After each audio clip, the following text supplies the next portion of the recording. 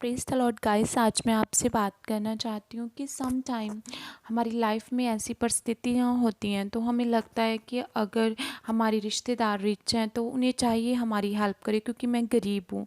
और अगर मैं किसी जॉब के लिए अप्लाई करना चाहता हूँ तो चाहिए कि वहाँ पर कोई मेरा पर्सन हो जो नोन हो और मेरी सिफारिश कर दे। सम टाइम ऐसे ही हमारी लाइफ के किसी भी हिस्से में ले लो, हमें लगता है कि कोई पर्सन ऐसा हो तो ये मेरे साथ अच्छा हो सकता है। तो आज मैं आपसे बात करना चाहती हूँ, मायने ये नहीं करता आपकी सिफारिश करने वाला कौन है, मायने ये भी नहीं करता कि अगर आपका रिश्तेदार रिच है तो तभी आपकी हेल्प होगी। मायने ये करता है कि आपका विवेक सच्चा है परमेश्वर के लिए। अगर आपका विवेक परमेश्वर के साथ सच्चा है तो आप माइंड ब्लोइंग टेस्टिमनी के साथ खड़े होंगे। वो कैसे होगा, आज मैं आपको परमेश्वर के कलाम में लेकर जाऊंगी, प्रेरितों के काम 23 में। वहाँ पर एक परमेश्वर का दास पौलुस होता है, वो महासभा में खड़ा किया जाता है क्योंकि उस पे ऊपर ब्लेम किया जाता है कि जे वैसी शिक्षा देता है जो हम यहूदी लोगों को एक्सेप्ट करना मुश्किल है, हम ग्रहण नहीं कर सकते, और अन्य जातियां भी उनको मार डालने पर पड़ी होती हैं और अलग अलग तरह की उस पर दोष लगाते हैं, जबकि उसने ऐसा कोई भी काम नहीं किया होता। फिर भी तब तब का समय ऐसा होता है जहाँ पर वो महासभा में खड़ा होता है और होली स्पिरिट से भरा हुआ वो महासभा की ओर टकटकी लगा कर देखता है और एक बात कहता है कि देखो, हे मेरे भाइयों, मैं तो परमेश्वर के साथ सच्चे विवेक से चलता आया हूँ। वो अपनी बात रखता है, जैसे कि 23 की फर्स्ट में लिखा है कि हे भाइयों, मैं आज तक परमेश्वर के लिए बिल्कुल सच्चे विवेक से जीवन बताया, कि मैंने परमेश्वर के साथ सच्चे विवेक से जीवन बताया। जब उसने अच्छी बात रखी तो महायाजक ने उससे इशारा किया तो उसके मुंह पर एक थप्पड़ लगाया गया।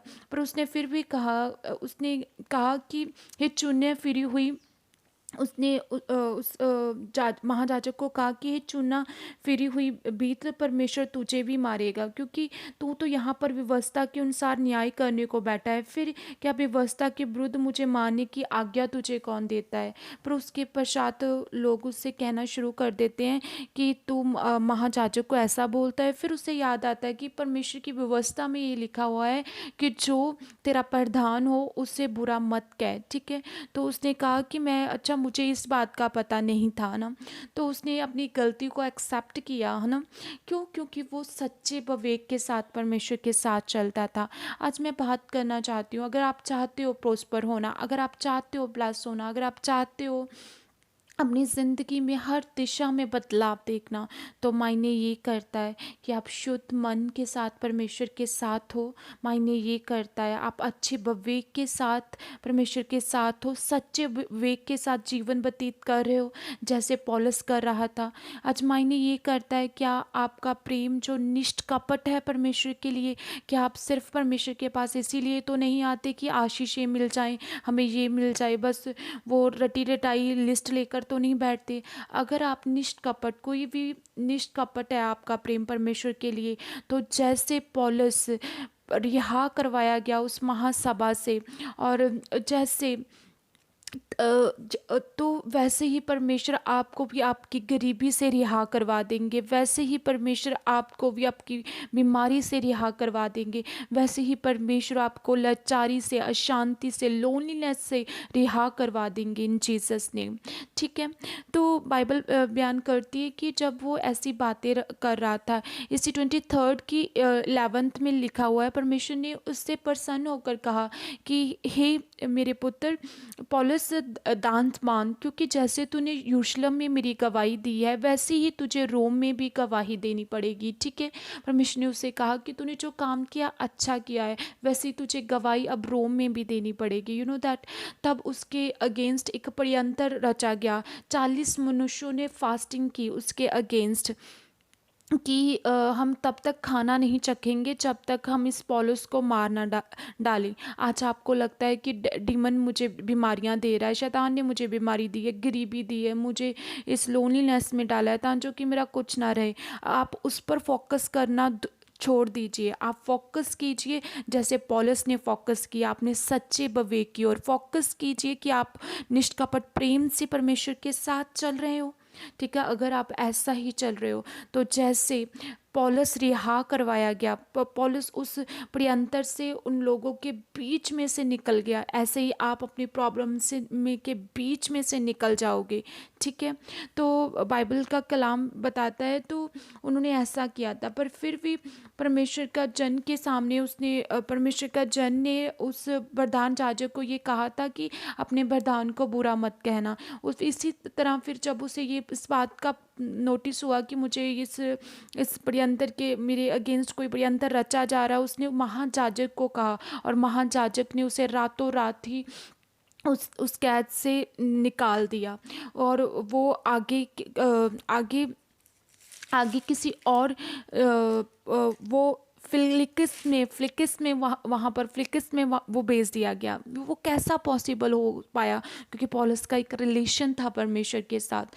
आज मैं ऐसे ही बात करना चाहती हूँ दानियल के विषय में भी, क्योंकि यू नो दैट कि दानियल जो था, दानियल ने कोई ऐसा काम नहीं किया था। वो तो परमेश्वर के लिए 3 टाइम प्रार्थना करता था, पर फिर भी उसे उसे उसके साथ के लोग थे ना, जो शास्त्री, वो जो लोग थे जो इंटेलिजेंट अपने आप को समझ रहे थे, उस टाइम के जो प्रधान थे, उन्होंने उनसे भी ये बात बोली कि हम इसे और किसी बात पे नहीं पकड़वा सकते। बस एक ही बात है कि ये अपने परमेश्वर को मानता, हम इसी के विषय ही इसे पकड़वा सकते हैं। लेकिन उन्होंने उसकी अगेंस्ट एक प्रियंतर रचा, एक प्लान रचा, यू नो दैट। पर मायने ये नहीं करता कि आज डेवल आपके अगेंस्ट कितने प्लान रच रहा है।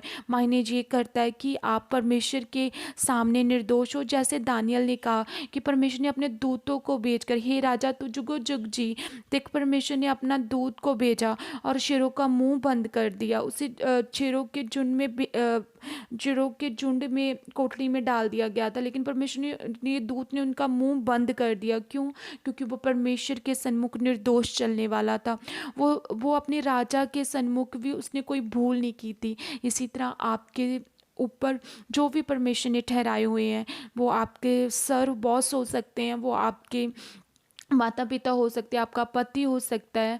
अगर आप उनके सामने भी भूल नहीं करते और परमेश्वर के सन्मुख भी निर्दोष चलते हो, तो मायने ये नहीं करता बीमारी कितनी बड़ी है, मायने ये नहीं करता तकलीफ़ें कितनी बड़ी है, मायने ये नहीं करता सेटबैक कितना बड़ा है, कमज़ोरियाँ कितनी बड़ी है। मायने ये करता है आप अच्छे और सच्चे विवेक में चलो और सच में निष्कपट प्रेम के साथ परमेश्वर के साथ चलो।